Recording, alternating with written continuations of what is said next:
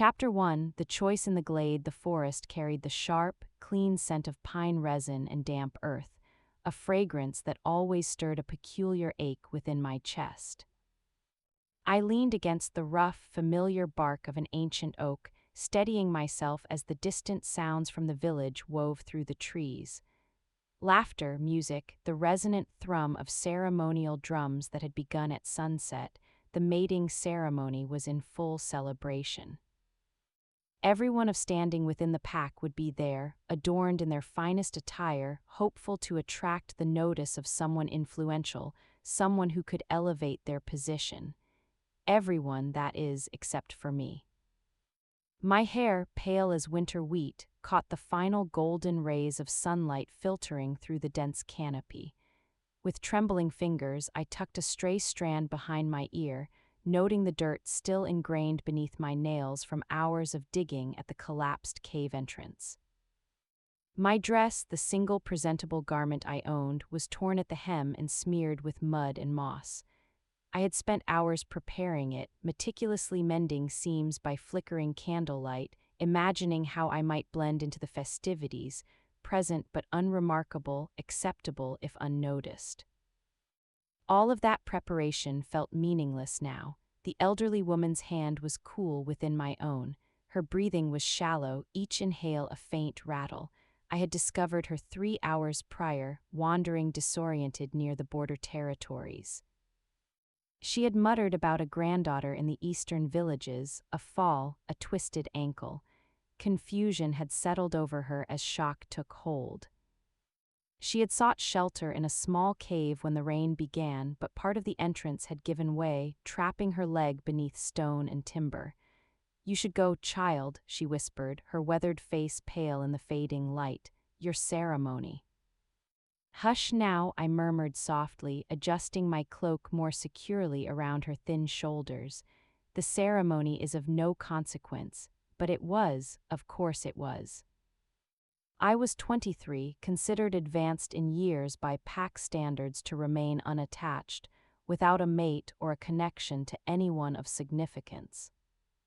My parents had passed when I was 14, leaving me with only a modest cottage on the outermost edges of the packlands and a quiet reputation for being too reserved, too peculiar, too ill-suited for the intricate social hierarchy that governed our lives. I lacked the inherent confidence of females born to alpha lines and the cultivated charm of those from prominent families. I simply existed in the margins, tolerated but never truly included. The mating ceremony was to have been my opportunity, not for love, a notion I was too pragmatic to entertain, but for security, for a defined place, for someone who might view me as sufficiently useful to warrant a place at their side. Instead, I was here in the deepening woods with a woman whose name I did not even know. "I sent word," I told her, though I was uncertain she could still hear me. "The healers know our location, they will come." I had sprinted to the village border an hour ago, found a young patrol guard, and implored him to fetch assistance. He had stared at me as if I were unhinged, covered in grime, frantic, babbling about an injured elder in the woods while the year's most significant social event commenced. Yet something in my expression must have persuaded him, for he had nodded and hurried toward the healer's lodge. That was over an hour past. Time had become an indistinct stream, measured only by the increasing labor of the woman's breaths and the steady drop in temperature as true night encroached. I hummed a soft, old melody, one I barely remembered from my mother. The woman's fingers twitched in mine, and I hoped it offered some small comfort. The drums continued their distant, relentless rhythm, a heartbeat that underscored everything I was forsaking. I could envision the conversations, the conclusions drawn from my empty space. She could not even be bothered to attend. Perhaps for the best, who would have wanted her anyway? These thoughts were not my own, but I heard them with crystal clarity, a skill honed by years on the periphery, anticipating dismissal before it was ever voiced. A sharp snap of a branch sounded somewhere behind me. I went rigid, every instinct suddenly shrieking of danger. The patrol should have been approaching from the east, from the village. This sound originated from the west, from the deeper, less traveled forest, from territories we were cautioned to avoid. Who is there? My voice emerged stronger than I felt, though my heart hammered against my ribs. Silence, then footsteps, deliberate, unhurried, crackling through the underbrush. 3 figures resolved from the shadows between the trees. Men, tall and powerfully built, moving with the controlled, effortless grace of seasoned warriors. They were not from our pack. I knew this immediately from their unfamiliar bearing, from the way they carried an air of absolute authority even on foreign ground. The one at the center halted a dozen feet away, his eyes conducting a swift, analytical assessment of the scene. Dark hair, sharply defined features, an aura of command so tangible it seemed to thicken the very air. His gaze traveled from the collapsed cave entrance to the injured woman, then finally to me, kneeling in the dirt with my ruined dress and tangled hair. "You are on Silver Crest territory," I stated, forcing steadiness into my tone. "The border lies half a mile west. We are aware." His voice was deep, measured, utterly unperturbed by my attempt at authority. We heard calls for assistance. My mind raced. I had not called out, had I? Perhaps when I had been straining to move the larger stones, I had made more noise than I realized. Or maybe the elderly woman had cried out before I found her. "The healers are coming," I said, shifting subtly to position myself more fully between the strangers and the injured woman. "We require no aid." The man to the right spoke, younger than the leader, with bronze skin and a tone laced with amusement. "No offense intended, but you appear to have been engaged in a prolonged struggle with that hillside, and losing." He was not incorrect. My hands were scraped raw, my arms trembled from exhaustion. I had managed to free her leg, but moving her alone risked exacerbating her injuries. The leader studied me with an unsettling intensity, his expression inscrutable. "How long has she been unconscious?" 20 minutes, perhaps less," I replied, swallowing hard. "Who are you? Does it matter?" He moved forward with fluid grace, and I noticed the others automatically assumed protective, strategic positions on either flank. "She requires proper shelter and treatment soon, or hypothermia will set in." Every instinct warned against trusting them. Unfamiliar wolves on our territory, appearing with improbable convenience, moving with military precision. Yet the old woman's breathing grew increasingly ragged, the forest chill deepened, and the healers were still absent. The leader crouched beside me, close enough that I could see flecks of amber in his dark eyes. "I am going to examine her injuries. You may either assist or step aside." There was no threat in his voice, only an absolute certainty that he would proceed regardless of my consent. And beneath my fear, beneath every ingrained warning about protocol and borders, I recognized something in his tone, the resonance of someone accustomed to solitude, who understood what it meant to make weighty decisions in the darkness with no ideal options available. I gave a single, sharp nod. "Her leg is injured, possibly broken. She struck her head during the fall. She has been disoriented since I found her."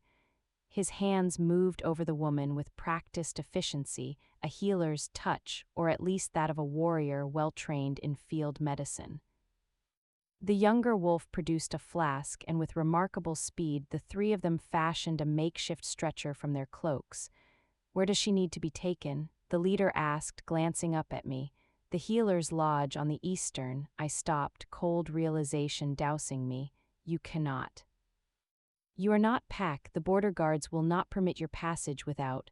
"Without what?" he asked, his expression neutral, though something flickered in his eyes, disappointment perhaps, or judgment. "Permission from someone who bothered to attend."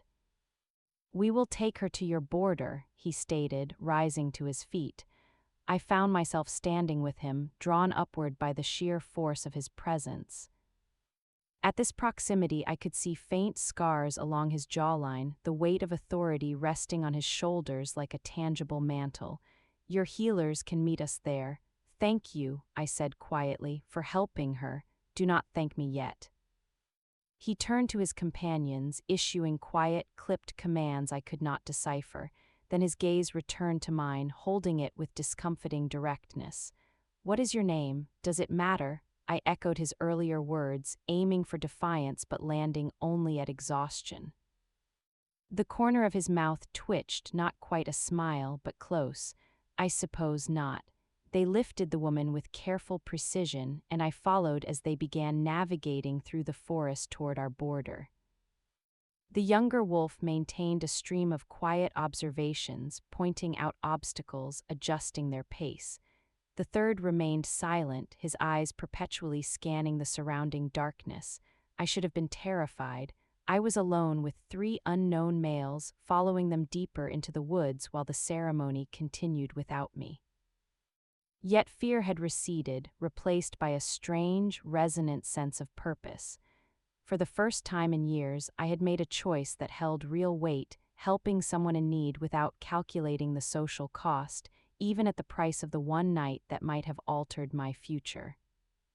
We reached the border just as torchlight pierced the trees. Finally, the healers, accompanied by guards whose expressions shifted from concern to sharp suspicion the moment they spotted the strangers. What is the meaning of this? The head guard, a grizzled veteran named Thomas, stepped forward, his hand resting on the hilt of his weapon. "Who are these wolves?" "They assisted me," I said quickly. The woman required, "We are departing." The leader's voice cut through the rising tension, calm and absolute. He and his companions carefully lowered the stretcher, allowing our healers to assume responsibility. "Your territory, your charge now." Thomas's eyes narrowed. "You are not of Silver Crest. You know the protocols regarding border crossing without authorization." "We do." The leader met Thomas's challenging gaze with unshakable composure. "And we have just returned to our side of it. No transgression has occurred." He was correct. Technically, during our trek, we had recrossed back into Silver Crest territory, a clever, strategic point. The leader's gaze found mine one final time across the small clearing. Something passed between us in that look, an acknowledgement, perhaps, or a fragment of understanding. Then he gave a slight, nearly imperceptible nod and vanished into the forest with his companions as silently as they had appeared. "Have you lost all sense?" Thomas rounded on me the moment they were gone. "Do you have any notion of who that was?" My stomach plummeted. "Who?" But Thomas was already shaking his head, gesturing urgently for the healers to proceed. "Return to the village, now. And pray to the ancestors that your absence tonight does not precipitate the diplomatic incident it likely will." I stood there in the flickering torchlight, my soiled dress clinging to my legs, dirt beneath my nails, exhaustion permeating my bones, watching the healers attend to the unconscious woman. The drums had finally ceased. The ceremony was over. I had missed it entirely, having saved a stranger with the aid of wolves whose names I did not know, from a pack whose reputation, I now grasped, was far more significant than I had ever realized. The old woman stirred, her eyes fluttering open. She looked directly at me, lucid for the first time in hours, and offered a faint smile. "You possess a kind heart, child," she whispered. "That will hold more significance than you know." Then the healers carried her away, and I was left alone at the border between territories, between the life I had always known and something else entirely. Something that had begun with a choice made in darkness and a stranger's amber eyes that had truly seen me when no one else bothered to look. Chapter 2. The weight of a name's sleep eluded me that night. The cottage felt oppressively empty and silent after the chaos of the forest. I sat by the window as dawn broke over the eastern hills, painting the sky in soft hues of rose and gold, and tried to unravel the meaning behind Thomas's urgent question. "Do you have any idea who that was?" It circled my mind like a raptor, never alighting, never offering an answer.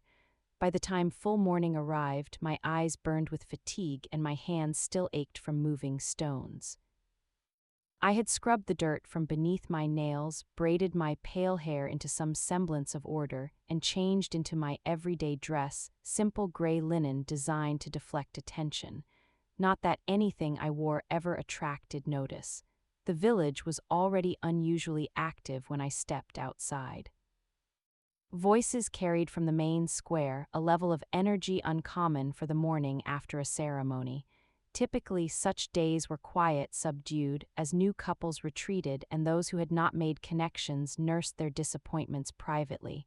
This felt different, urgent. I made my way first toward the healer's lodge, following the familiar path past cottages that grew progressively larger and better maintained the closer they stood to the pack's center.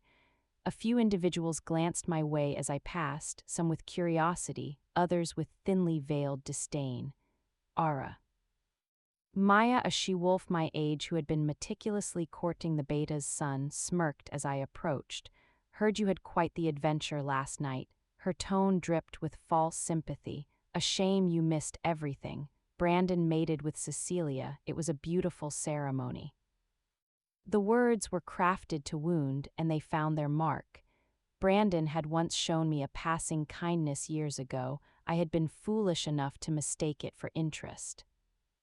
I am glad for them, I said quietly, moving past before she could see the flush creeping up my neck.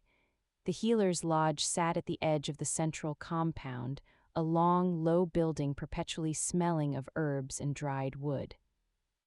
I found Iris, the head healer, grinding something in a mortar, her silver-streaked hair tied in a practical bun. The woman from last night, I began without preamble. Is she alive thanks to you? Iris looked up, her sharp eyes assessing me with clinical precision. Broken leg, mild concussion, but she will recover. Her family has been notified. Relief flooded through me, loosening muscles I had not realized were clenched. May I see her? She is resting, but she asked about you before the sedative took effect. Iris set down her mortar, wiping her hands on her apron. She said to tell the girl with the light hair that she was grateful. Something warm and fragile bloomed in my chest. Gratitude, recognition. It should not have mattered so much, yet it did. There is something else, Iris continued, her expression turning serious. The Alpha wishes to see you. My blood seemed to turn to ice. What? Why? I imagine it concerns the 3 Silver Crest wolves who carried an injured pack member across our borders last night. She raised an eyebrow. Thomas reported the incident. Protocol demands an investigation. Of course it did. I had been so focused on the woman's survival that I had not considered the political ramifications. Our packs were not overt enemies, but neither were we allies. Borders existed for reasons, territorial disputes spanning generations, old grievances no one quite remembered but everyone still honored. When my voice emerged smaller than intended, now would be advisable. The walk to the Alpha's residence felt like a march to an execution. The structure dominated the village's heart, larger than any other, built from stone and timber weathered by decades of mountain storms. Guards flanked the entrance, their expressions carefully neutral as I approached. Inside, the air carried scents of leather and pine, masculine and imposing. I had been here only twice before, once as a child with my parents and once to receive the formal notification of their deaths. Neither visit had been pleasant. Alpha Raymond sat behind a massive oak desk, his gray-shot hair and lined face testament to 4 decades of leadership. Beside him stood his son, Garrett, who would inherit the position within the year. Both looked up as I entered, and I immediately lowered my eyes, instinct dictating submission. You are the one who discovered the elder last night. Raymond's voice rumbled like distant thunder. Margit Steele. Yes, Alpha, I kept my gaze fixed on the worn floorboards. Look at me, girl. I obeyed, forcing myself to meet his eyes despite every nerve screaming to show proper deference. His expression was unreadable, not angry, but not pleased. Thomas states 3 Silver Crest wolves assisted in her transport, says you interacted with them directly. He leaned forward slightly. Describe them. I recounted everything I could remember, their appearances, their efficiency, their military precision. Raymond listened without interruption, but I noticed Garrett's expression shift from bored indifference to sharp attention. "The leader," Garrett said quietly, dark hair, amber eyes, scars along the jawline. "Yes," father and son exchanged a look I could not decipher. "Do you know who that was?" Raymond asked, echoing Thomas's question from the night before. "No, Alpha, should I?" Another weighted silence, then Garrett let out a short, disbelieving laugh. "She truly does not know." "Know what?" Frustration edged into my voice despite my better judgment. Raymond stood, moving to the window overlooking the village square. "That was Dominic Steele, Alpha King of Silver Crest, the most powerful wolf in the Northern Territories." The room seemed to tilt. I gripped the back of a chair to steady myself, my mind refusing to process the information. The stranger who had knelt in the dirt beside me, who had helped without hesitation, who had looked at me as if I were a person rather than an inconvenience, was an Alpha King. "That is impossible," I whispered. "He would not. Why would he be wandering our borders?" Raymond turned back to face me. "That is what I intend to ascertain. Silver Crest sent word this morning. Dominic Steele is coming here today, officially." My legs felt weak. "Here, why?" "He states he is coming to ensure the injured woman receives proper care." Garrett's eyes narrowed, but Alpha Kings do not make personal visits for simple welfare checks. There is another purpose. "What does this have to do with me?" "Everything." Raymond returned to his desk, retrieving a formal letter sealed with silver wax. "He has specifically requested your presence at the meeting, by name, but he did not know my name. We had parted at the border without exchanging that most basic information. I had hoped that would be the end of it. I do not understand." "Neither do we," Raymond said, his expression hardening. "Which is why you will be present when he arrives. You will answer his questions with complete honesty, and you will do nothing, absolutely nothing, to provoke a diplomatic incident. Is that clear?" "Yes, Alpha." "Dismissed. Return within the hour." I fled the residence on trembling legs, my mind racing. An Alpha King. I had spoken to him as if he were merely another wolf. I had challenged him about crossing borders. I had met his gaze without proper submission. Any one of those acts could be construed as disrespectful. Together, they could be seen as a profound insult. And now he was coming here, asking for me specifically. The village square had transformed in the short time I had been inside. Word of the impending visit had clearly spread. People were everywhere, cleaning, organizing, preparing for an inspection that would shape how Silver Crest perceived our pack. I spotted Maya near the fountain, adorned in her finest attire, clearly hopeful of being noticed. "Did you hear?" she chirped, materializing beside me. "The Alpha King himself is coming." "Someone said it's because of what happened last night." I had heard. "Must be nice," she said, her smile poisonous. "Finally receiving attention, even if it is only because you caused a border incident." I walked away without response, but her words burrowed under my skin. Was that the common perception, that I had deliberately created a situation to garner notice? The hour passed in a blur of anxiety. I returned to my cottage, changed into my only other presentable dress, a deep blue linen my mother had made years ago, and attempted to calm my racing heart. Nothing about this made sense. Alpha Kings had advisors, messengers, entire diplomatic corps to manage such situations. They did not make personal visits to investigate minor border crossings, unless it was not minor, unless there was a significance to the encounter that I had missed. When I returned to the Alpha's residence, the square was packed with onlookers. Raymond stood at the entrance with Garrett and several high-ranking pack members, all formally attired, projecting an image of strength and stability. I was directed to stand slightly behind and to the left, present but not prominent, visible but not important, the position of someone who did not quite belong. Horns sounded from the eastern road. 3 horses crested the hill, moving at an easy canter, their riders commanding attention without effort. I recognized them immediately, the three wolves from the forest, now dressed in formal traveling clothes that marked them as nobility. The younger one I had noticed before rode on the left, grinning as if he found the entire situation amusing. The silent one maintained his position on the right, his eyes perpetually scanning for threats, and in the center, astride a powerful black stallion with the effortless grace of one born to command, was Dominic Steele. He looked different in daylight, more formidable. The scars I had barely noted last night stood in sharp relief against his tanned skin. His dark hair was pulled back, revealing the strong lines of his face, the keen intelligence in those amber eyes.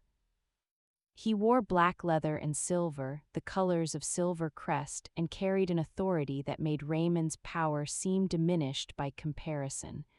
This was an alpha king, and I had spent last night arguing with him in the dirt. The horses halted. Dominic dismounted in one fluid motion, his companions following suit.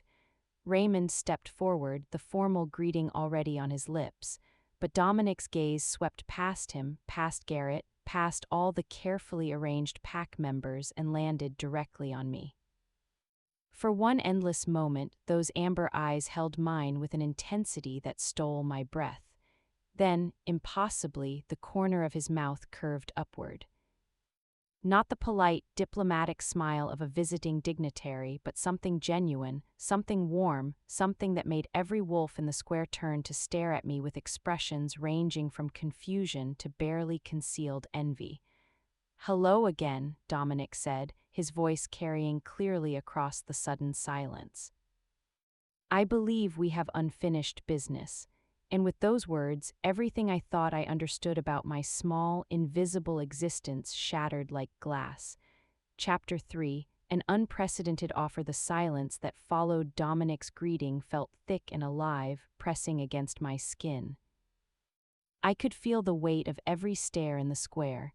Raymond recovered first, his diplomatic training overriding obvious surprise. "Alpha King Steele," he said, stepping forward with practiced grace. "Welcome to our territory. We are honored by your visit." Dominic finally shifted his gaze from mine, turning to Raymond with courteous attention. "Alpha Raymond, thank you for receiving us on such short notice." His voice now carried the formal cadence of politics, different from the direct practicality of the forest. "I hope our presence does not inconvenience your pack." "Not at all." Raymond gestured toward the residents. "Please come inside, we have prepared refreshments." In a moment, Dominic's interruption was polite but absolute. He turned back to me. "First, I wish to know if the elder survived the night." The young woman who found her seemed quite concerned. Young woman, not girl, not pack member, the distinction felt deliberate. "She is recovering," I managed, my voice steadier than I felt. "The healers say she will be fine." "Good," he nodded, genuine satisfaction in his expression. "You did well, the hypothermia would have taken her within another hour." Raymond cleared his throat. "Yes, we are grateful for your assistance. Though I am sure you understand our confusion regarding why an Alpha King would personally involve himself in such a situation. Do you question why someone would help an injured elder?" Dominic's tone remained pleasant, but a sharp edge lurked beneath. "I was under the impression that protecting the vulnerable was a universal value, not a privilege of rank." The younger wolf, Ethan, I would learn, coughed to cover what might have been a laugh. Garrett's expression darkened, clearly interpreting the comment as criticism of our pack's delayed response. "Of course not," Raymond said smoothly. "We merely meant that such matters are typically handled by lower-ranking officials. By people who show up," Dominic amended, his gaze flickering to me again, brief but weighted. "Yes, I noticed." Heat flooded my face, he knew. Somehow he had deduced that I had missed the mating ceremony, that my presence in the forest had been a choice, not an assignment. The realization should have shamed me, but instead, I felt a strange validation, as if my decision mattered to someone beyond myself. Raymond sensed the conversation slipping from his control. "Perhaps we should continue this discussion inside." Actually, Ethan spoke up, his grin irrepressible, I would love to see more of your territory, if someone wouldn't mind showing me around. His eyes swept the crowd, landing on a cluster of young women who immediately began whispering. Dominic shot him a look that could freeze water. Ethan, what? You are going to talk politics for hours. I might as well make friends. His disarming charm was clearly a deliberate tactic to diffuse tension. I will have someone escort your companion, Raymond said, gesturing to a guard. And Sebastian, he nodded toward the silent wolf who inclined his head slightly. Sebastian remains with me, Dominic stated simply. It was not a request. As the group moved toward the residence, I turned to slip away into the crowd, desperate to escape the scrutiny. I had taken perhaps 3 steps when Dominic's voice stopped me cold. I would like her to join us. Everyone froze. Raymond turned slowly, his expression carefully neutral. I beg your pardon, the woman who found the elder, I would like her present for our discussion. Dominic's tone suggested a request, but the authority behind it made the outcome clear. She was there. She can provide a first-hand account. That will not be necessary, Garrett interjected, his voice tight. We have Thomas's report. I would prefer to hear it from her. Dominic's eyes found mine again, and this time I saw a challenge in them, a test or perhaps an offer, if she is willing. Every instinct screamed to refuse, to retreat into my familiar invisibility, but something in his gaze held me, remembering the recognition I had seen there in the forest. I am willing, I heard myself say. Raymond's jaw tightened, but he gave a curt nod. Very well, this way. The interior of the residence felt charged with a new, unfamiliar energy. We gathered in Raymond's formal meeting room, dominated by a long table carved from a single massive tree trunk. Dominic took the seat at Raymond's right, Sebastian positioning himself behind and slightly to the side, watchful and protective. I was directed to a chair near the far end, close enough to participate, distant enough to remember my place. Garrett sat across from me, his expression sour. Several pack elders filled the remaining seats, their weathered faces a mosaic of curiosity and concern. Now, Raymond began once everyone was settled. Perhaps you can explain the true purpose of your visit, Alpha King Steel. We both know this is not solely about an injured elder. Dominic leaned back in his chair, utterly at ease despite being surrounded by another pack's leadership. You are correct. The elder was fortunate timing, but not my primary concern. He paused, his gaze sweeping the table. I came because of the mating ceremony. My stomach dropped. I do not understand, Raymond said carefully. Your ceremony was last night, Dominic continued. A significant event from what I understand. Every unmated wolf of age is expected to attend. That is correct. And yet, Dominic's eyes found mine across the table. One chose not to, chose instead to help a stranger in the forest, alone, knowing it would cost her any opportunity the ceremony might have offered. The words hung in the air, not as an accusation, but with a tone that sounded almost impressed. With respect, Garrett said, his tone anything but, I fail to see why one pack member's poor judgment warrants an Alpha King's attention. Poor judgment, Dominic repeated slowly, as if tasting the phrase. Is that what you call compassion in your pack? Choosing to save a life over social advancement is poor judgment. I call it a violation of pack expectations, Garrett shot back. The ceremony exists for important reasons: social cohesion, bonding, strengthening pack ties. Ignoring it shows disrespect to our traditions. Or it shows that some wolves value different things. Dominic's voice remained calm, but steel lay beneath it. Tell me how many wolves at your ceremony would have left to help an injured stranger, how many would have even noticed she was missing. The silence that followed was damning. We all knew the answer. None. Not a single person at that ceremony would have sacrificed their own prospects for someone they did not know, except me. And somehow, impossibly, that mattered to an Alpha King. This is all very philosophical, Raymond interjected, trying to redirect. But I still do not understand your interest in this particular situation. Dominic was quiet for a long moment, his fingers drumming lightly on the table, the first sign of anything less than complete composure. Silver Crest is hosting the Continental Summit in 3 weeks. Every major pack from the Northern Territories will be represented. It is an opportunity to strengthen alliances, resolve disputes, demonstrate power and stability. He paused, his gaze unwavering. I need someone at my side for the duration. Someone who understands that strength is not merely about dominance or political maneuvering.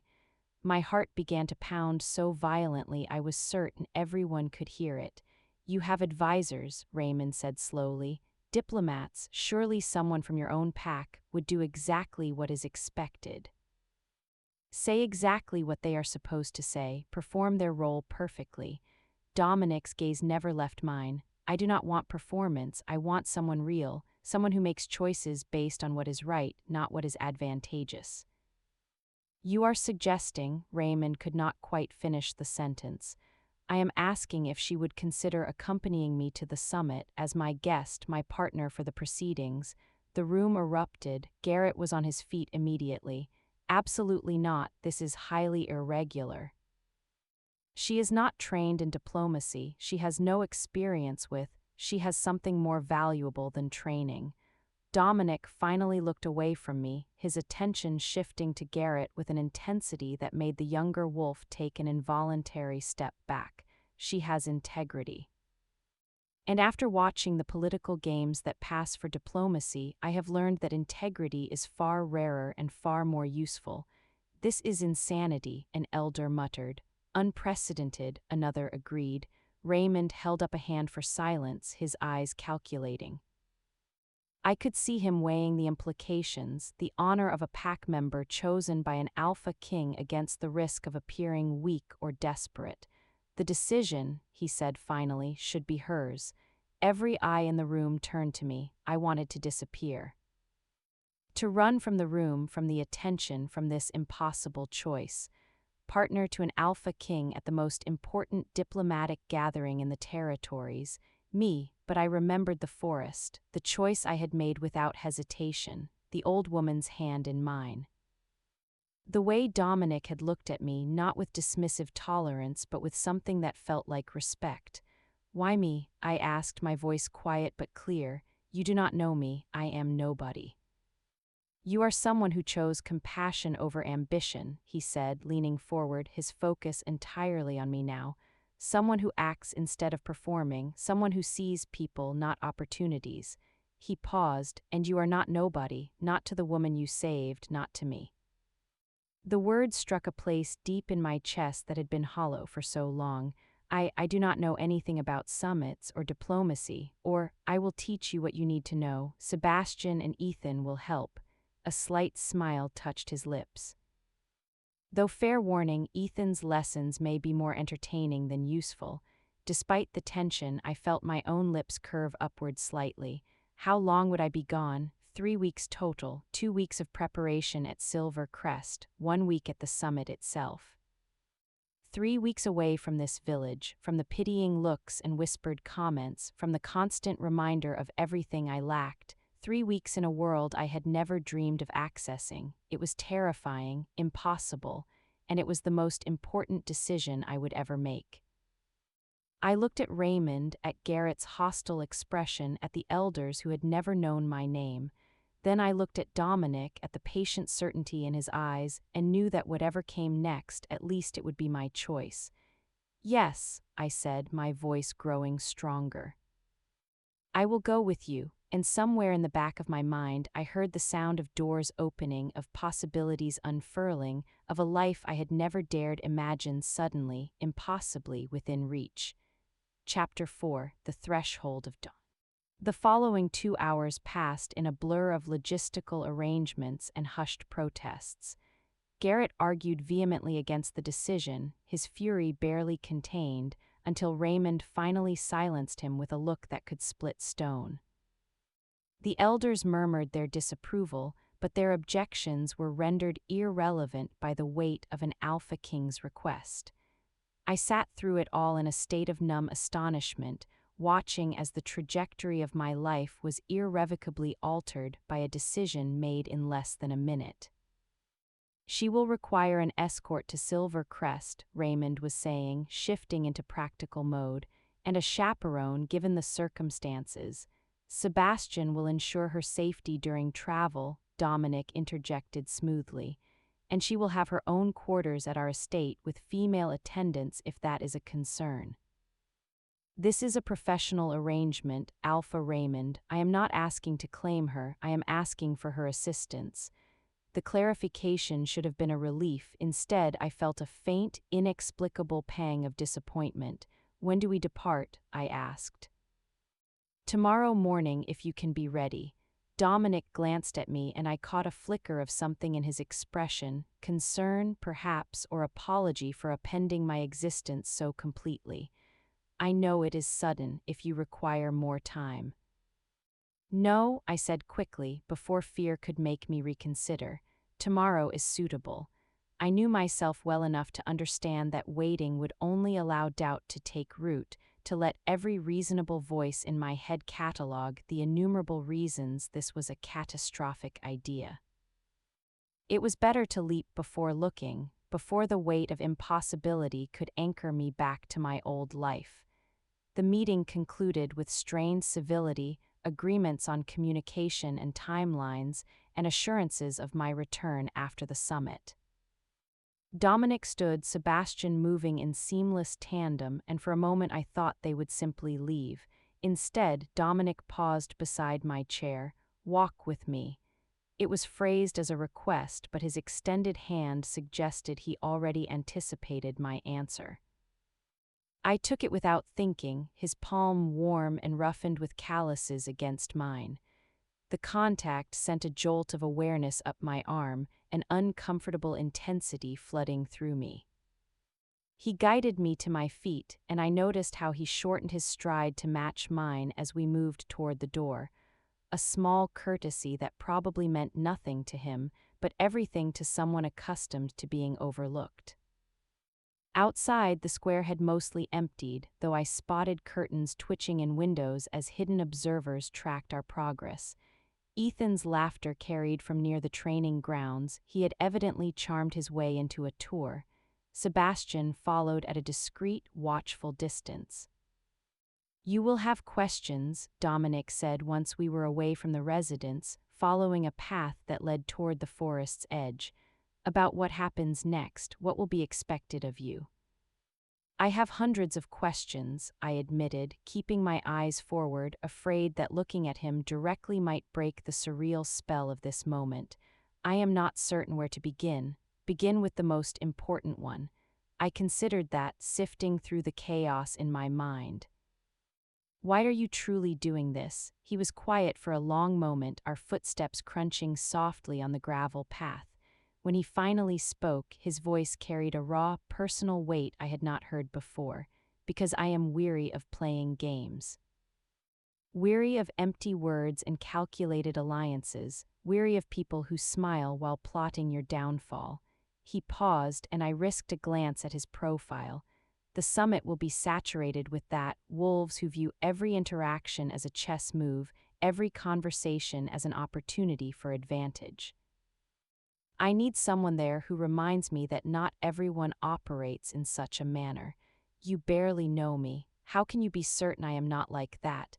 Because you forfeited your only opportunity at the mating ceremony to help a stranger. He stopped walking, turning to face me fully. No one who thinks strategically would make that choice. It was purely compassionate, purely selfless. He trailed off, something unreadable flickering in his amber eyes. That is rare. The way he said it made me think he was not speaking solely of the summit. It hinted at a loneliness that came with being an alpha king, surrounded by those who coveted his power but might never see the person beneath it. I am going to disappoint you, I said quietly. I will say the wrong thing or use the wrong utensil or commit some diplomatic disaster that will embarrass you. Then you will be genuine. A slight smile touched his lips. I will take genuine mistakes over calculated perfection any day. We resumed walking. The tree line where I had found the old woman drew closer, though it felt like a lifetime had passed since last night. What should I bring? Practical questions felt safer than examining the emotions churning within me. I do not possess formal attire, or, we will provide everything you require, bring only yourself and whatever brings you comfort. He glanced at me, though I should warn you, Silver Crest is different from here, larger. More formal, the politics are intricate, more wolves seeking to use one another for advantage. Exactly. His laugh was short and humorless. You will meet my council, my advisors, various pack members who will all have opinions about my decision to bring an outsider to the summit. Some will be welcoming, others, he did not finish the sentence, others will despise me on sight, they will be suspicious, there is a distinction. He halted at the forest's edge where dappled sunlight played across his features, but you handled me well enough in the forest. I have faith you will manage them too. The memory made me wince. I cannot believe I spoke to you as I did. If you had known, you would have treated me differently, carefully, politically. He leaned against a tree trunk, looking utterly at ease. I appreciated being addressed as a person rather than a position. Do not lose that quality when we reach Silver Crest. I do not believe I could be political if I tried. Good. His expression grew serious once more. Listen, I need you to understand something. The summit is not without its dangers. There will be packs in attendance who would relish seeing Silver Crest weakened, who might view you as a means to target me. Sebastian and Ethan will always be nearby, but you must remain vigilant. A coil of fear tightened in my stomach. Perhaps this is a poor idea. If I am to become a liability, you will not. His voice was firm. If anything, your presence may deter certain aggressive strategies. Having someone beside me who is not of my pack, who has no stake in territorial disputes or ancient grudges, it makes a statement. It says I am not interested in perpetuating the old games. What if they disregard statements? Then we address it together. His hand lifted, almost touching my cheek before he seemed to reconsider, letting it fall back to his side. I will not allow any harm to come to you, that is a promise. The intensity in his voice made my breath catch. This was not merely political calculation, there was something personal within it, something I did not yet comprehend but could feel like warmth from a hearth. I should go and prepare, I said, needing space to process everything, and check on the elder once more. Of course. He stepped back, granting me room. We depart at dawn, meet us at the eastern road. I will be there. I turned to leave, had taken several steps when his voice stopped me once more. I do not even know your name. I looked back to find him watching me with an expression I could not decipher, curiosity mixed with something akin to wonder. Ara, I said, the name feeling oddly formal on my tongue after a day of being referred to as she or the woman. My name is Ara. Ara, he repeated it slowly as if savoring the sound. It suits you, and you are Dominic. I tried the name without his title. It felt intimate, informal. The alpha king who kneels in the dirt to aid strangers. Just Dominic, he said softly. When it is just us, Dominic is fine. The walk back to my cottage felt surreal, as if I were moving through a dream. People stared as I passed, their expressions a volatile mix of jealousy, bewilderment, and outright hostility. Maya stood outside the general store, her face twisted with bitter envy. Congratulations, she spat as I approached. You have finally discovered a way to be of consequence. Her words should have stung, but they glanced off something new and fragile taking shape inside me. A dawning sense that perhaps I had always held value, just not to anyone here. Inside my cottage, I stood in the center of the small main room, attempting to determine what to pack for a journey into an unimaginable life.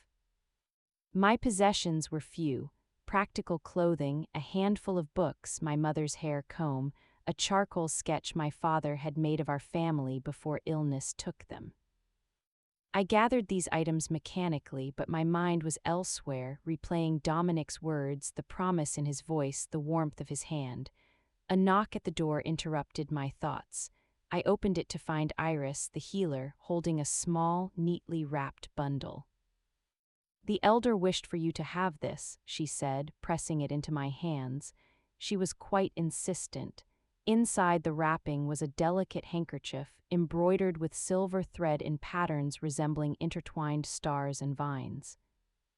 A note accompanied it, written in shaky but clear script for the girl with the kind heart. "May you find the recognition you deserve." Margit, tears pricked my eyes. I had not even known her name until now. "She also asked me to tell you something," Iris continued, her expression thoughtful. "She said you should trust your instincts, that the heart recognizes truth even when the mind doubts. She said all that. She scarcely spoke last night. She is quite lucid now. And quite wise from what I can discern." Iris studied me with her sharp healer's gaze. "You depart tomorrow." "Yes." "With the Alpha King?" "Yes." She nodded slowly. "Good. This place has never known what to make of you, Ara. Perhaps somewhere else will." After she left, I sat by the window as twilight descended, holding the embroidered handkerchief and trying to envision the person I might become in 3 weeks. Someone who stood beside an Alpha King, someone who navigated summit politics, someone who mattered beyond the margins. It seemed impossible, terrifying. And yet when I closed my eyes, I saw Dominic's steady gaze, heard him speak my name as if it held significance, felt the reassuring warmth of his hand. Maybe, just maybe, impossible was precisely what I needed. The moon rose, full and bright, casting silvery light through my window. I packed my small bag by its glow, preparing to walk away from the only life I had ever known towards something that existed only as promise and potential. Tomorrow, I would leave this village that had never quite been a home. Tomorrow, I would step into a world of power, politics, and peril. Tomorrow, everything would change. But tonight, I was still just Ara, the girl nobody noticed, sitting in a cottage at the edge of everything, holding an old woman's gift and an Alpha King's promise, and trying with all my might not to hope too fiercely that both were real. Chapter 5. The road to Silver Crest. Dawn arrived, clothed in mist that clung to the earth like a visible breath, rendering the familiar village ethereal and strange. I stood at the eastern road with my single bag, wearing my mother's blue dress and her comb in my hair, small talismans of home to carry into the unknown. The air carried the crisp scents of pine and morning dew. My hands trembled slightly despite my efforts to appear composed. Dominic arrived just as the sun breached the horizon, astride the same powerful black stallion, with Sebastian and Ethan flanking him. This time a 4th horse accompanied them, a gentle-eyed gray mare with a patient stance. "She is for you," Dominic said, dismounting with his characteristic fluid grace. "Her name is Silver. She will bear you safely." I approached the mare slowly, allowing her to scent my hand before stroking her neck. The gesture felt symbolic, an acceptance of the path ahead. "Ready?" Ethan's grin was as bright as the sunrise. "Fair warning, the ride to Silver Crest takes most of the day, and Sebastian refuses to sing traveling songs, so the burden of entertainment falls to me." "The day just grew longer," Sebastian muttered, speaking perhaps his 3rd complete sentence in my presence. Their easy camaraderie eased a knot of anxiety in my chest. Whatever awaited at Silver Crest, I would not face it entirely alone. The journey unfolded in stages, morning yielding to afternoon, familiar landscapes giving way to territories I had never seen. Ethan proved true to his word, filling the hours with stories that were likely half fabrication and teaching me traveling songs that even coaxed a faint smile from Sebastian. Dominic rode beside me, often in silence, but it was a comfortable quiet. He occasionally pointed out landmarks or shared brief histories of the regions we traversed. As the shadows lengthened and we crested a final hill, Silver Crest lay revealed in the valley below. It was magnificent.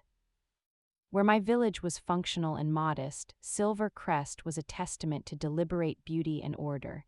Stone buildings with slate roofs, streets laid in elegant patterns, and a central estate that could easily house 100 wolves.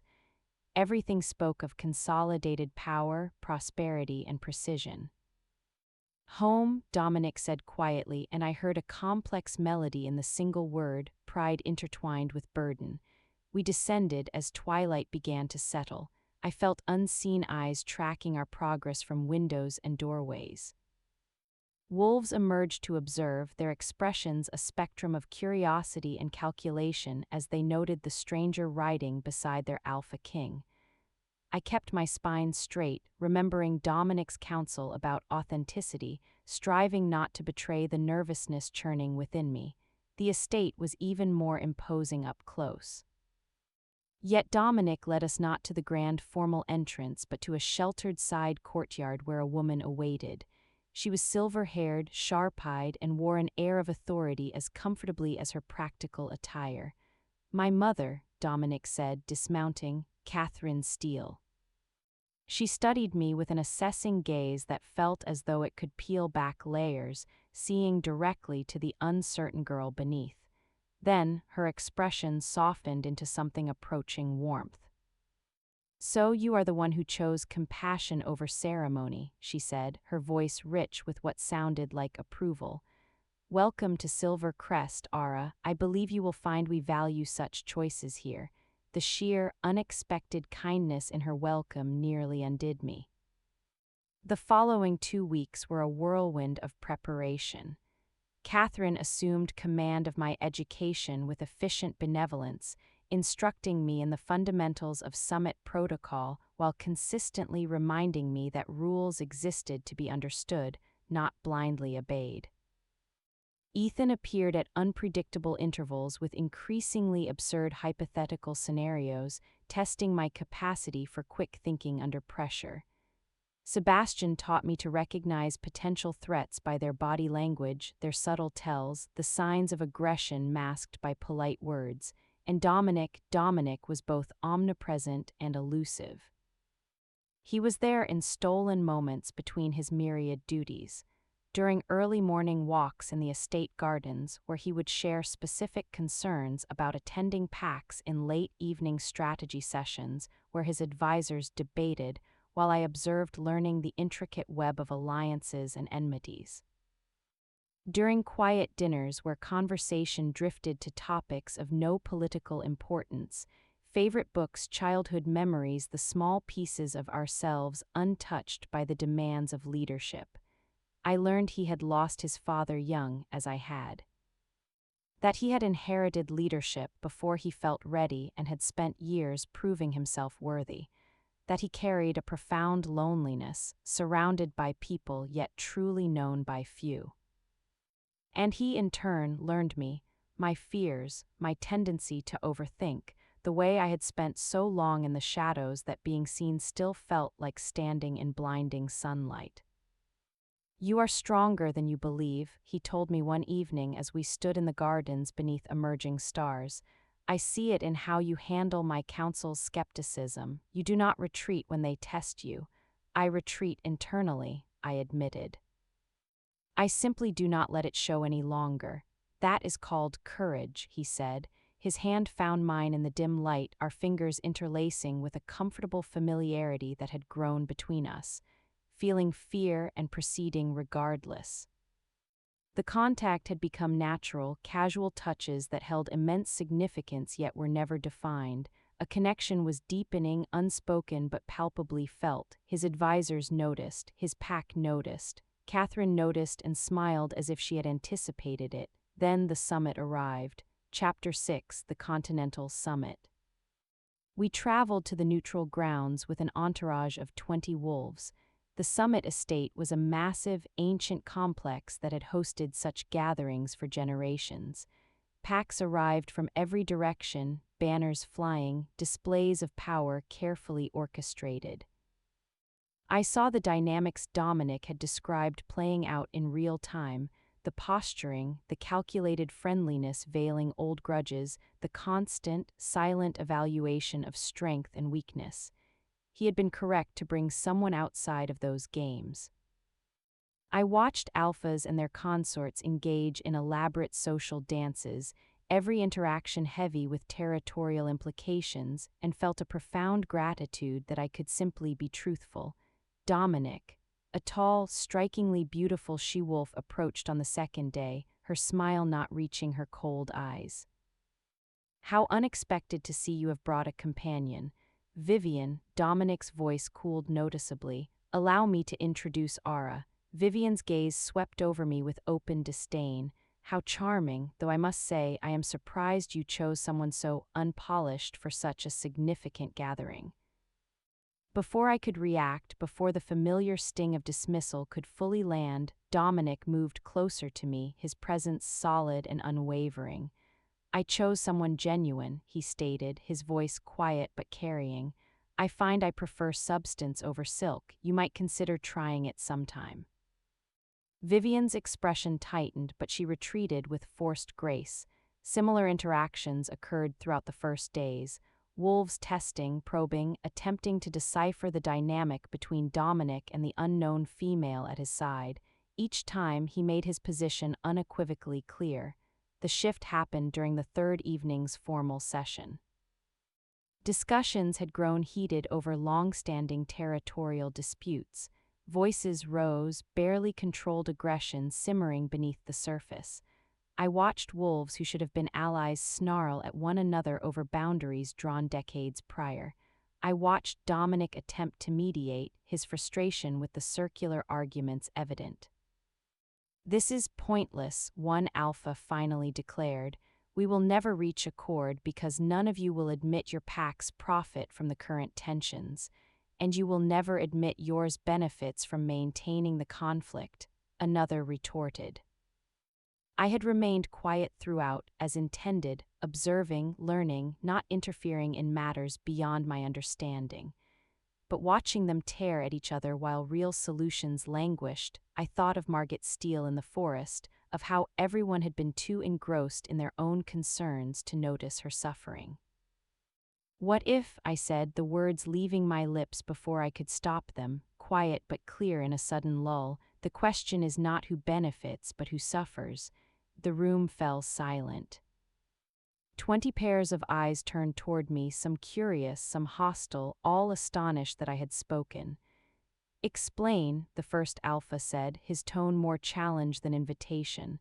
I glanced at Dominic, found his gaze steady and encouraging, and continued.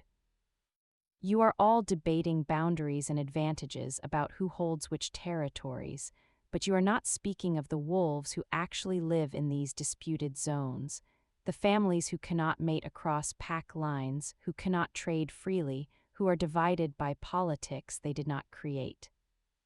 "That is the nature of pack structure," Vivian said dismissively. "Hierarchy requires certain sacrifices. Does it require unnecessary sacrifice?" I met her gaze directly, feeling the uncertain girl from the forest recede. "Or do maintaining these conflicts serve the alphas in this room more than they serve the packs themselves?"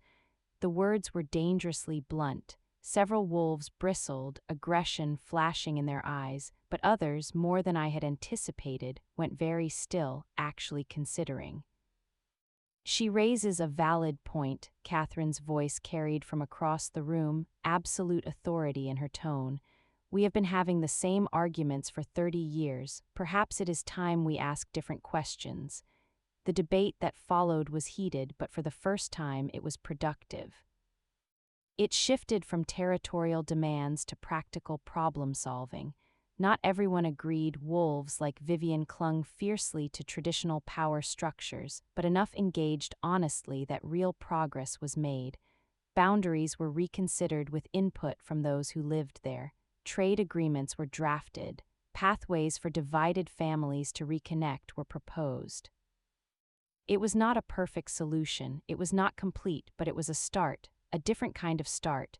Afterward, Dominic found me on a secluded terrace overlooking moonlit gardens, away from the celebrations inside. "You did it," he said, joining me at the stone railing. "You shifted the entire conversation. I likely should have remained silent. You were precisely what was needed." He turned to face me fully, and the intensity in his amber eyes stole my breath. What I needed, someone willing to speak necessary truths without calculating political cost. I was terrified, I know. His hand lifted, finally bridging the space he had so often respected, his palm cupping my cheek with devastating gentleness. "You were terrified and you spoke anyway. That is not merely courage, Ara, that is leadership." The word hung between us, heavy with implications I could scarcely process. "Leadership, me. I do not wish to return," I whispered, the truth emerging unbidden, "to my village, to being invisible, to pretending contentment with scraps. Then do not." His thumb traced my cheekbone, and I felt a slight tremor in his hand. He was as affected by this moment as I was. "Stay, not as a guest or a diplomatic courtesy. Stay because you wish to, because this," he gestured between us. "Whatever this is, it matters. You matter to me, to Silver Crest, to yourself. As what, your advisor, as mine." The word emerged rough, almost urgent. "However that may look, whatever form it may take, I am asking you to build it with me."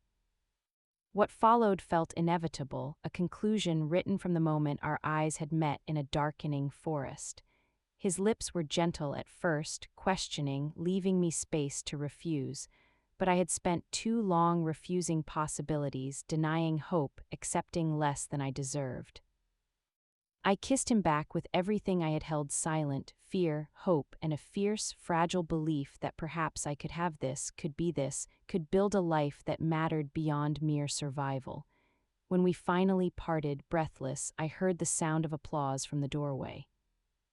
Catherine stood there, grinning openly, Ethan beside her whistling his approval. Sebastian's expression might have been the ghost of a smile. "About time," Ethan called out. We had a betting pool going for 2 weeks. The laughter that followed felt like belonging, like family.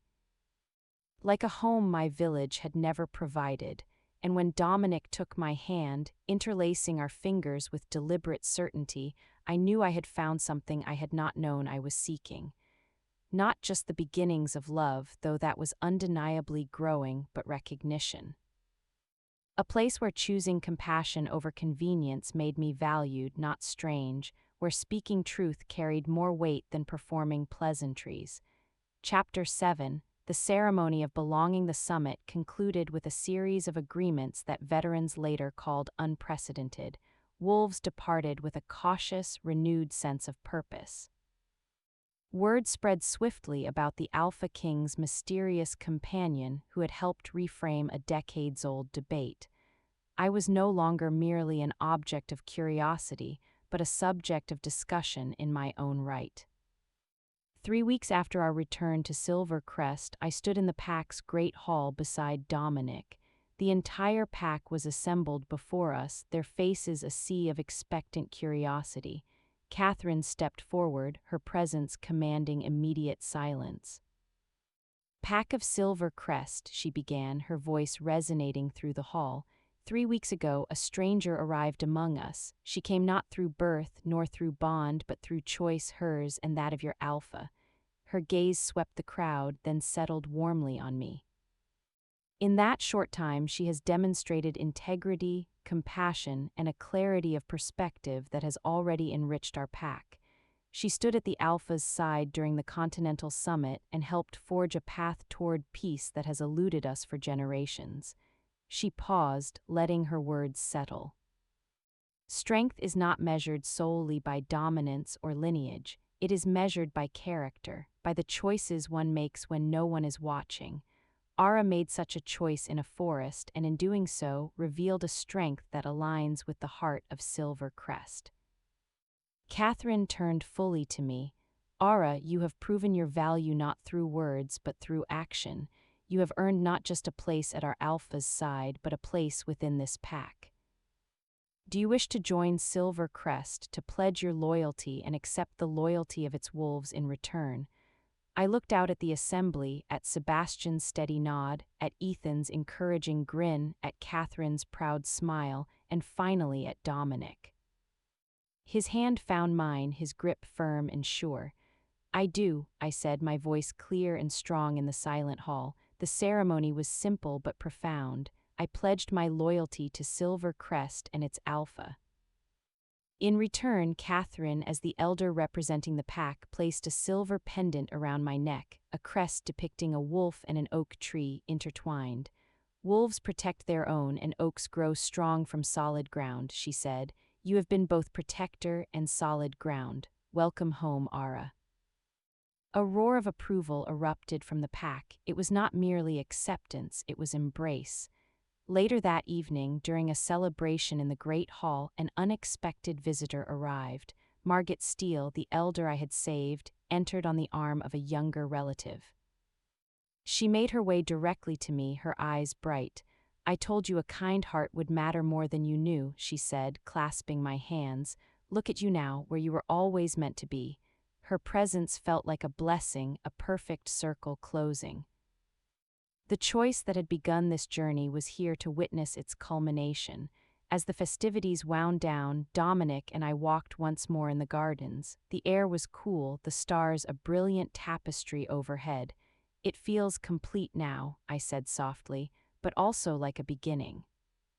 "It is," he agreed. "The summit agreements will require careful stewardship. There will be pushback from traditionalists like Vivian. The work is just starting." "I am not afraid of the work." I looked up at him. "I am only afraid of going back to being invisible. Of not mattering." He stopped, turning me gently to face him. "Ara, look at me." His amber eyes held mine with unwavering intensity. "You could never be invisible to me. From the moment I saw you in that forest, covered in dirt and determination, you were the most visible person in my world. You matter deeply, never doubt that." He kissed me then, not with the fiery passion of our first kiss, but with a profound tenderness that spoke of promise, of a future being built together, step by step. In the days and weeks that followed, I settled into my new life with a sense of purpose I had never known. I worked with Catherine and the council, my perspective as an outsider often providing fresh insight into entrenched problems. I learned the rhythms of the pack, the names of the wolves, the stories of the territory. I was no longer Ara, the invisible girl from the borderlands. I was Ara of Silver Crest, the Alpha's partner, a voice in the pack's future. One afternoon, as I reviewed trade ledgers with Catherine, a messenger arrived from my old village. He carried a formal scroll from Alpha Raymond. It contained congratulations on my formal acceptance into Silver Crest and polite inquiries about the possibility of opening more sustained trade between our packs, citing our unique historical connection. I showed the scroll to Dominic that evening. He read it, a thoughtful expression on his face. "Garrett's influence is notably absent from this language," he observed. "Raymond is looking to the future, and he sees you as a bridge. Is that a role you would have me play?" I asked. "Only if you wish it," he said. "Your past does not define you, but it is part of you. If you can help forge a stronger peace with your former pack, that is a good thing, but the choice is yours." I thought of the village, of the whispers of Maya's bitterness. But I also thought of Iris the healer, of the quiet majority who had simply gone about their lives. Healing old wounds, building new connections, it felt like a worthwhile use of the position I now held. "I would like to try," I said. Dominic smiled. "Then we shall try."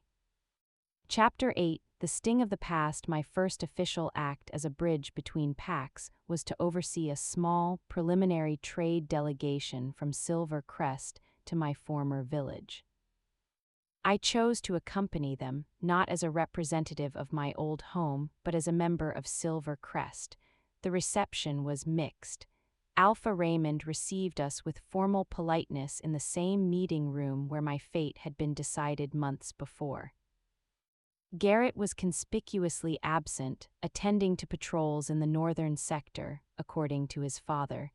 The elders who had once muttered about my poor judgment now offered stiff, correct nods. The business discussions were straightforward. Silvercrest had superior metalwork and access to rare medicinal herbs. My old village produced robust textiles and quality timber. An agreement in principle was reached easily. After the formalities, I excused myself to visit Iris at the healer's lodge. The familiar scent of herbs and drying plants was a comfort. "You look settled," Iris said, setting down a bundle of lavender. "Stronger. I feel it," I admitted. "It is a different kind of strength, not about being louder, but about being clearer." She nodded, a smile touching her eyes. "Margit was right, you found your recognition." Her expression then turned slightly sober.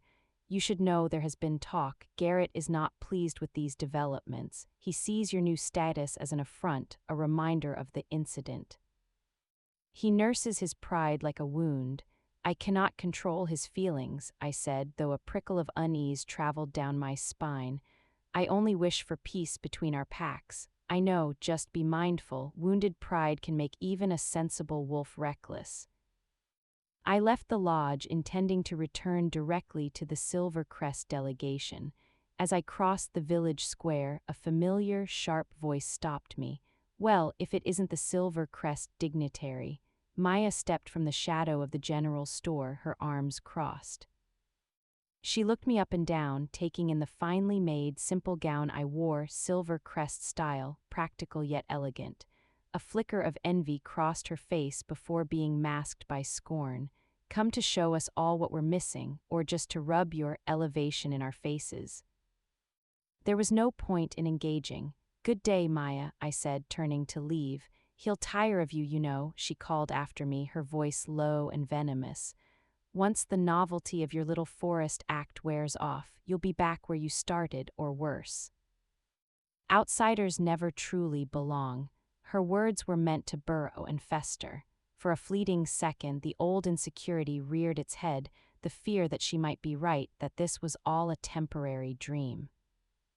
But then I remembered the roar of the Silvercrest pack in the great hall, the weight of the pendant around my neck, the steady certainty in Dominic's eyes. I turned back to face her fully, my posture straight. "My place is no longer here, Maya. My belonging is not yours to grant or question. I hope you find your own peace, but I will not waste another moment seeking your approval." I walked away, leaving her standing speechless in the square. The exchange, instead of shaking me, solidified my resolve. I was not the same person who had left this village. I would not be diminished by its petty rivalries ever again. The return journey to Silvercrest was quiet. As we rode, I relayed Iris's warning about Garrett to Dominic and Sebastian, who had accompanied the delegation. "Pride is a dangerous motivator," Sebastian said, his first voluntary comment of the day. "It clouds judgment." "We will monitor the situation," Dominic said, his tone pragmatic, "but we will not let fear of one wolf's bitterness dictate our path toward peace." "Your handling of the trade talks was impeccable, Ara. You have a natural talent for this." His praise warmed me, but the encounter with Maya and the warning about Garrett left a faint, cold residue. The past, it seemed, was not quite ready to release its hold. Chapter 9, Whispers in the Council. Back in the familiar surroundings of Silvercrest, the unease from my old village gradually receded. I threw myself into my new responsibilities, working closely with Catherine on domestic affairs and sitting in on Dominic's council meetings as an observer, slowly earning the respect of even the most skeptical elders. The council was a diverse group: grizzled warriors like Jonas, who valued strength above all, shrewd diplomats like Alara, who could weave treaties from thin air, and traditionalists like Lord Byron, who viewed any change with deep suspicion. My presence as an outsider and a female without formal battle or political training had initially been a point of contention for some, particularly Byron. During one meeting, the discussion turned to the implementation of the summit's trade agreements with the Eastern Pax. Lord Byron voiced his opposition, his voice a low rumble. "These agreements weaken our bargaining position. We give access to our resources for promises of goodwill. It is sentiment over strategy. The strategy, Dominic replied evenly, is long-term stability. Constant tension is a drain on our resources and our people. Stability is born from demonstrated strength, not from handing out favors, Bayan countered. He glanced briefly at me, his gaze dismissive. This new direction feels influenced by perspectives unfamiliar with the realities of power. A subtle tension entered the room. It was not a direct attack, but the implication was clear. I had promised myself I would listen and learn before speaking in these forums. But this was not just about me, it was a challenge to the very philosophy Dominic was trying to build. With the council's permission, I said, my voice calm. All eyes turned to me. Lord Bayan speaks of the realities of power. May I ask which reality he refers to? The reality of warriors standing guard over a tense border, unable to see their families for months, or the reality of merchants too afraid to transport goods, stifling our own prosperity. The summit agreements aim to change that reality. Not out of weakness, but out of the strength to envision a better way. Bayan's eyes narrowed. Idealism is a luxury for those who have not had to defend what is theirs. Is it idealism, I asked, meeting his gaze, or is it a different kind of defense? Defending our people from endless, cyclical conflict, the strongest fortress can still starve if no one can reach its gates. A moment of heavy silence followed. Then, to my surprise, Jonas, the senior warrior, gave a slow, deliberate nod. The girl has a point. My son has missed 2 harvest festivals because of patrols on the eastern ridge. I would not mind a peace that lets him come home. Ilara, the diplomat, smiled slightly. A pragmatic view of strength is still pragmatic, Lord Bayan. Perhaps we have been defining it too narrowly. The discussion moved on, the tone shifted. Bayan did not concede, but the outright dismissal was gone, replaced by a grudging, watchful consideration. After the meeting, as the council filed out, Ilara paused beside me. A well-placed observation, she said quietly. You do not shout, but you speak to the core of the matter. That is a skill. Do not let the Bayans of the world make you doubt it. Later, in the privacy of Dominic's study, he took my hands. You were remarkable today. You stood your ground without raising your voice. You appealed to their experiences, not just principles. I was terrified he would simply laugh me out of the room, but he did not, because you were right. And you spoke with the conviction of someone who has seen the cost of the other path. He brushed a strand of hair from my face. Every day you proved that my trust in you was not misplaced. The victory was small but significant. I was not just residing in Silver Crest, I was beginning to contribute to its fabric, to weave my own thread into the tapestry of its future. Chapter 10, Shadows at the Border. The peace, however, was fragile. Reports began to filter in from scouts along the border shared with my former pack. Signs of unauthorized incursions, a stolen hunting catch, a small, remote Silver Crest outpost found vandalized, with symbols of my old pack crudely etched into a door. No one was hurt, but it was a clear provocation. The timing, following so soon after the trade delegation, felt pointed. Dominic called a meeting with his head sentinels and Sebastian. I attended, a knot of dread in my stomach. It is petty. Aggressive but deniable, Sebastian summarized, his face grim. The work of a few, not a sanctioned action, meant to test our response to stir tension. Garrett, I said softly, it wasn't a question. It is the most likely source, Dominic agreed, his jaw tight. Raymond seeks peace, but his son seeks to undermine it, to prove his father's softness wrong. How do we respond? Asked Cale, the head sentinel. If we retaliate in kind, we risk the larger conflict Raymond wants to avoid.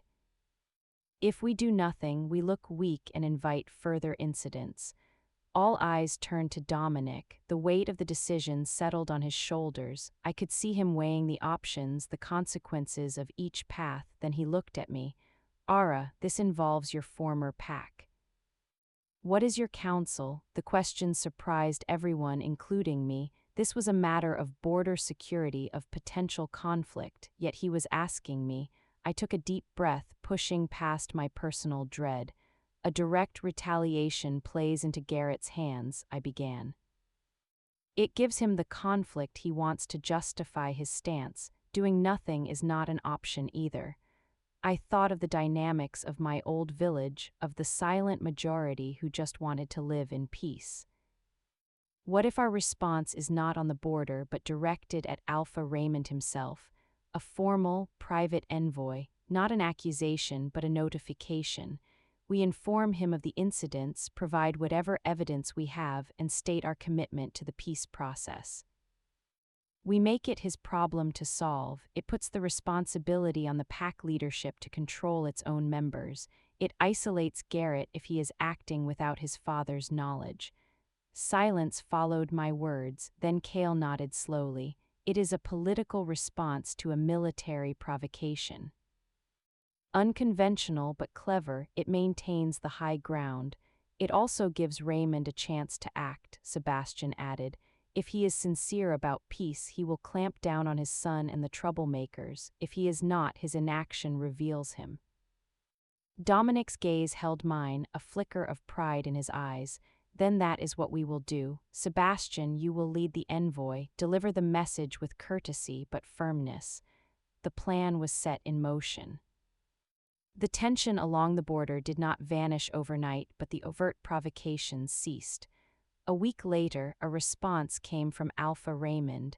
It was apologetic in tone, admitting to unruly elements acting without sanction who had been dealt with. He reaffirmed his commitment to the peace and the new trade agreements. Garrett was reportedly assigned to a lengthy, remote patrol far from the border, a clear disciplinary action from his father.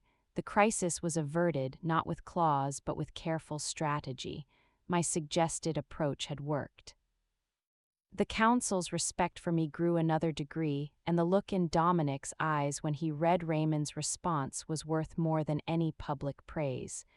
You see the board differently, he told me that night, not just the pieces in front of you but the players moving them. It is a gift. I just saw Garrett for what he was, a bully, I said. Bullies crave a direct fight. The trick is not to give them one on their terms. He pulled me close, resting his chin on my head. Never change, Ara. This pack, this world, needs more wolves who think like you. Chapter 11, The Festival of Lights. With the border tension diffused, Silvercrest turned its attention inward to the annual Festival of Lights, a celebration of the autumn harvest and the coming together of the pack. It was a time of feasts, storytelling, and ceremonies honoring the ancestors. For me, it would be my first major pack holiday as a formal member.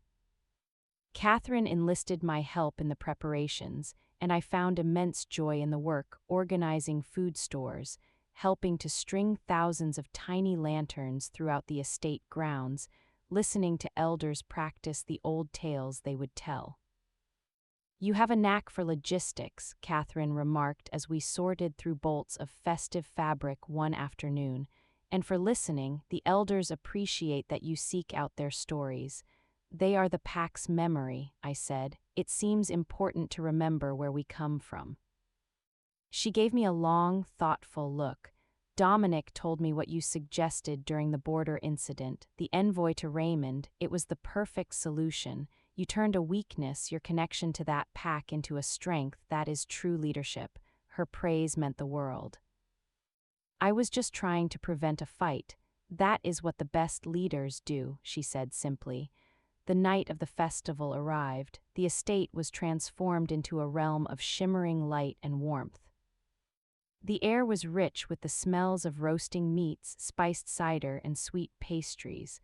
Wolves of all ages mingled, laughter echoing off the stone walls.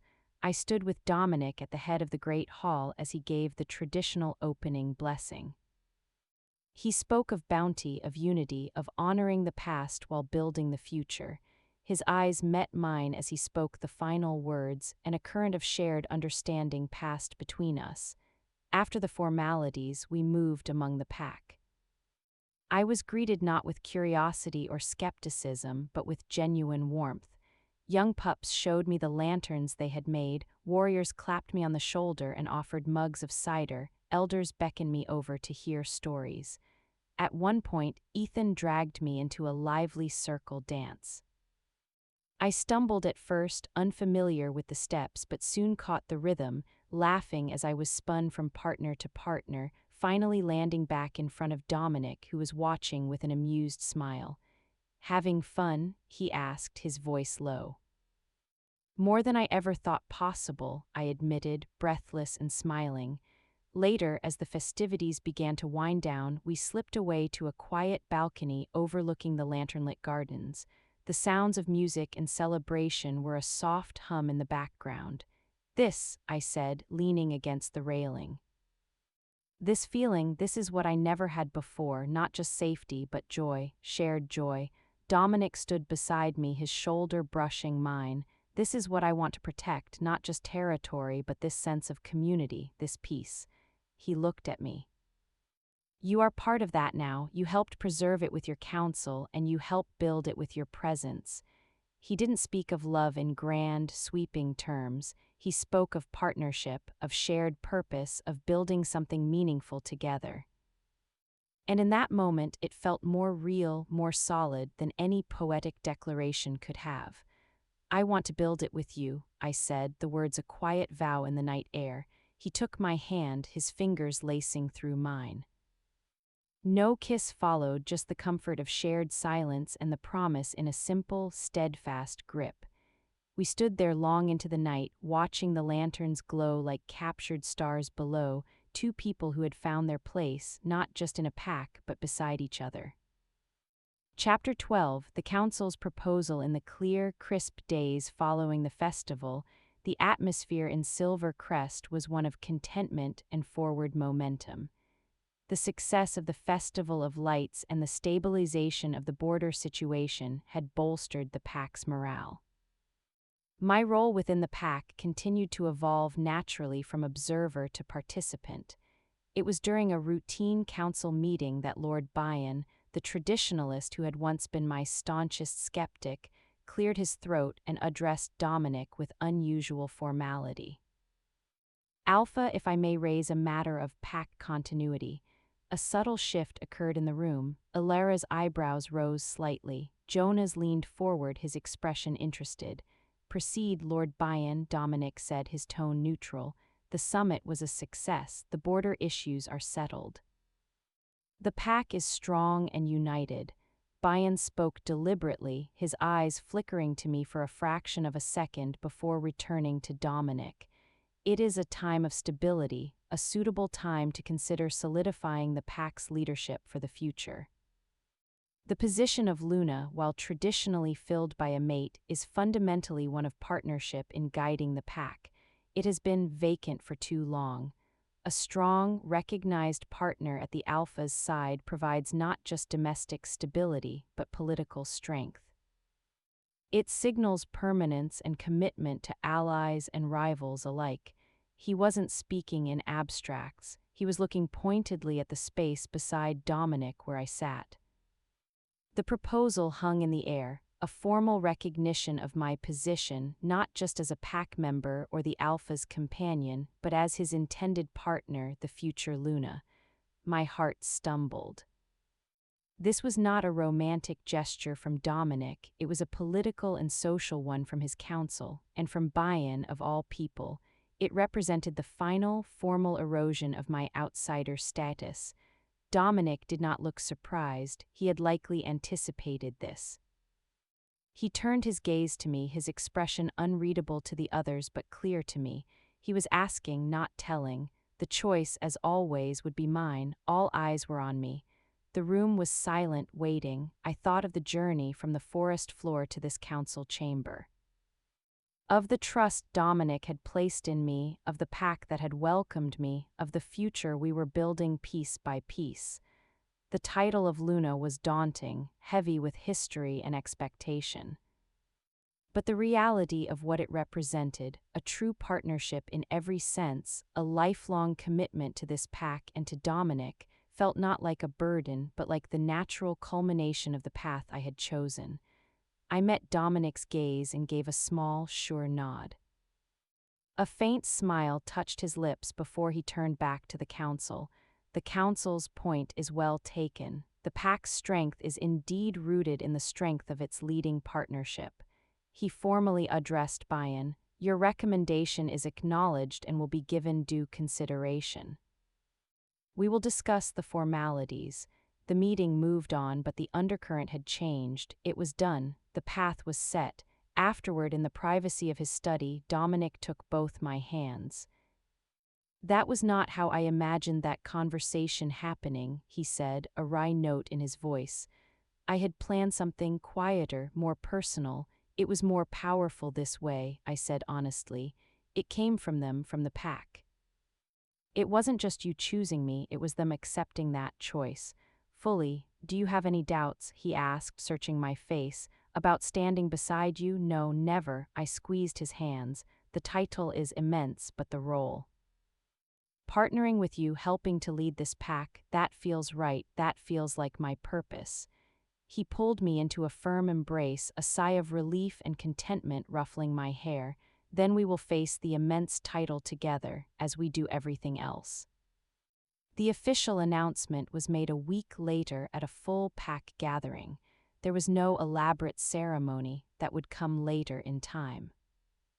Dominic simply stood before the pack with me at his side and stated that with the blessing of the council and his own heart, I, Ara, would be his partner and future Luna. The roar of approval that followed was deafening, a physical wave of acceptance and joy. That night, as we walked in our now customary evening stroll, the silver pendant of the pack felt warmer against my skin, as if infused with the promise of the future. It's funny, I mused. I missed one ceremony and it led me directly to another, a completely different one. The right one, Dominic said, his voice certain. The one that was meant to be. Chapter 13, a test of loyalty. With my new status as acknowledged future Luna came increased visibility and with it, a new kind of test. It arrived in the form of a diplomatic visit from the Winter Fang Pack, a northern group known for their harsh traditions and rigid hierarchy. Their alpha, a severe, ice-eyed wolf named Vorlin, had been a vocal opponent of the more collaborative spirit of the recent summit. His visit was a necessary courtesy, but everyone knew it was also an assessment. He was here to gauge Silver Crest's strength, and Dominic's new, untraditional partner was an obvious point of scrutiny. The welcome feast was a tense affair. Vorlin dominated the conversation, speaking of the old ways, of the clear hierarchies that prevented chaos. His mate, a silent woman who never met anyone's eyes, sat beside him. His gaze kept landing on me, dismissive and calculating. Interesting, Vorlin said during a lull, his voice carrying. Silver Crest has always been a bastion of strength. It is novel to see such a shift in its foundations. He smiled, but it did not reach his eyes. A Luna from outside, with no lineage of command, one hopes sentiment does not cloud necessary judgment. A chill settled over our end of the table. Dominic's posture remained relaxed, but I saw the steel enter his eyes. Before he could respond, I set my goblet down softly. Strength can take many forms, Alpha Vorlin, I said, my voice calm and clear. Sometimes it is the strength to hold a line. Other times it is the strength to build a bridge where one did not exist before. Silver Crest values both. I was chosen not for my lineage, but for my perspective, a perspective that helped secure peace on our eastern border without loss of life. That, to me, seems like a judicious use of strength. Vorlin's cold eyes locked onto mine. I held his gaze not with aggression, but with steady certainty. I was no longer the girl who shrank from Maya's barbs. I was the future Luna of Silver Crest, and I would not be belittled at my own table. Peace is a fleeting thing, Vorlin said slowly. Often purchased with future weakness. Or, Dominic interjected, his voice a low, commanding rumble that ended the debate, it is the fertile ground in which future strength grows. Our eastern border is now secure, our trade flourishes, and our warriors can focus their vigilance elsewhere. That is not weakness, Vorlin, that is strategic advantage. Ara's insight was instrumental in achieving it. He placed his hand over mine on the table, a simple, powerful gesture of unity and support. The message was unmistakable. Any challenge to me was a challenge to him and to the direction of Silver Crest. Vorlin looked between us, his expression unreadable. Finally, he gave a curt nod. Time will tell the value of such strategies.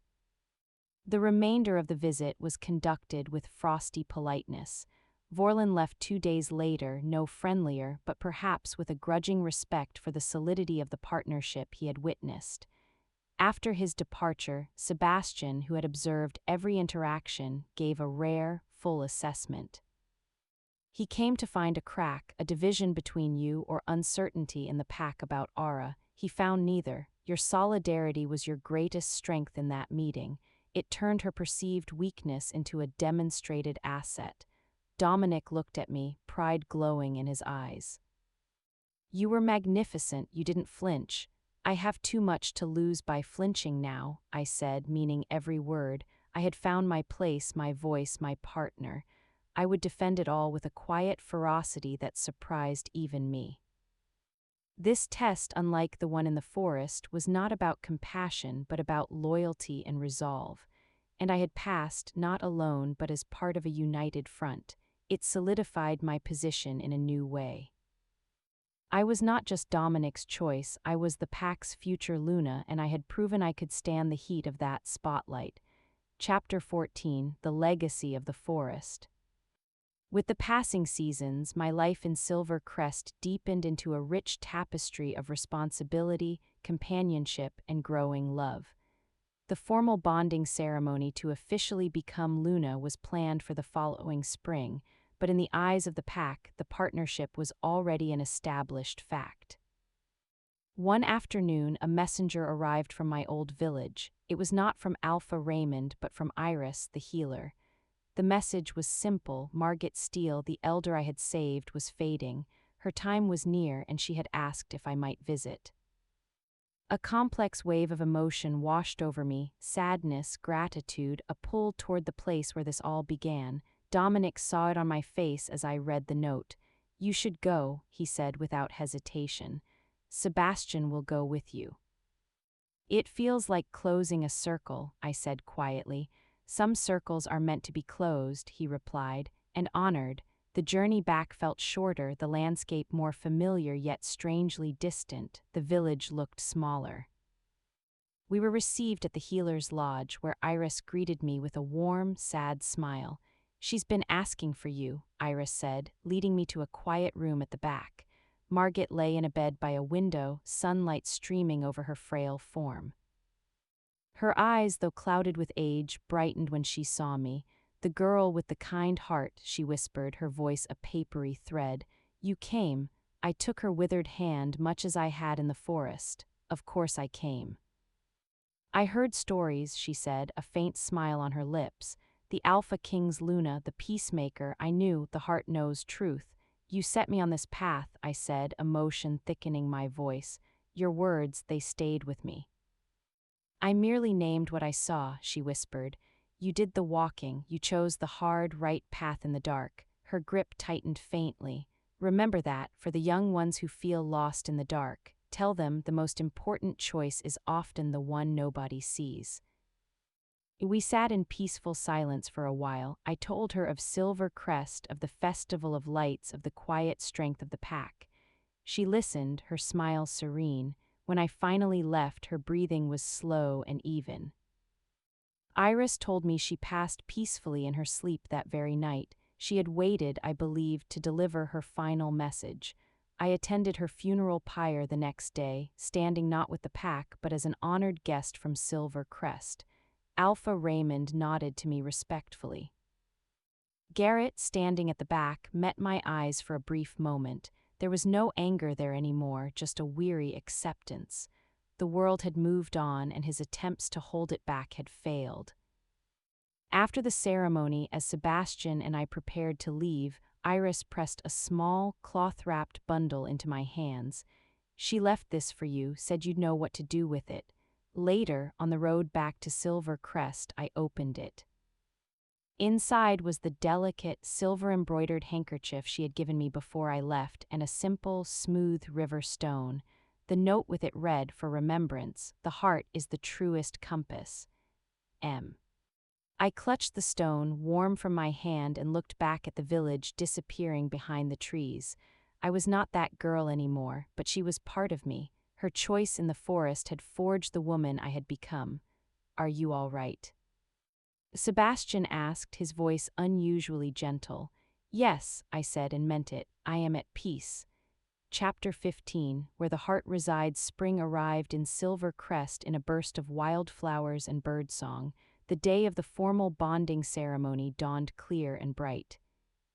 It was not the grandiose political spectacle of a summit, nor the desperate hope of a village mating ceremony. It was something uniquely ours, a celebration of partnership, witnessed by the pack that was now my family. I wore a gown of deep green, the color of the forest at dusk, embroidered with silver thread that echoed the pattern on Margit's handkerchief, which I carried tucked in my sleeve. Catherine helped me braid my hair, weaving in small white flowers. "You look like a Luna," she said, her eyes misty. "You look like you belong." The ceremony was held in the sun-drenched central courtyard. The entire pack was there, a sea of smiling, familiar faces. Dominic waited for me at the stone archway draped in vines, dressed in his formal black and silver.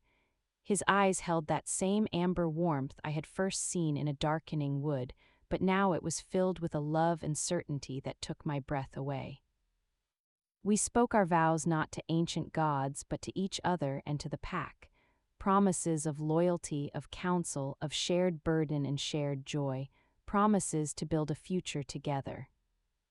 When Dominic placed the Luna's torque around my neck, a silver band matching his own, the pack's cheer was a joyous thunder.